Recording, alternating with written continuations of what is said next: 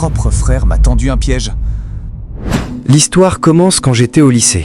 J'étais doué à l'école, mon frère, pas du tout.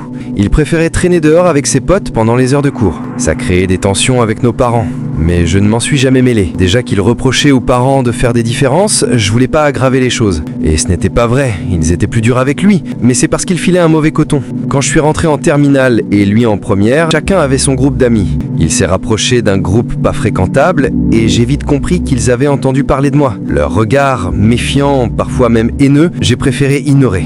Je savais que c'était sa phase de rébellion. Mais avec le temps, l'animosité est devenue conflit, même physique.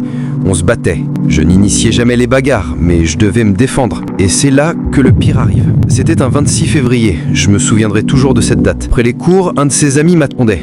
Il m'a dit « Ton frère a des ennuis, tu dois venir ». Alors moi, naïf, j'ai suivi. C'était quand même mon petit frère, non ? J'arrive à l'endroit et je tombe sur lui, entouré d'un groupe de gars. Et là, il s'est déchaîné. Je voyais dans ses yeux une telle haine, ce n'était plus lui.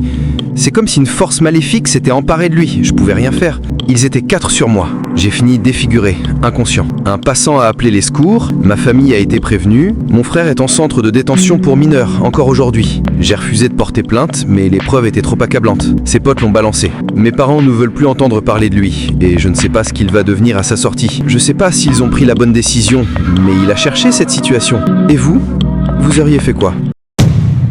Si vous avez aimé cette confession, abonnez-vous pour ne pas rater les prochaines.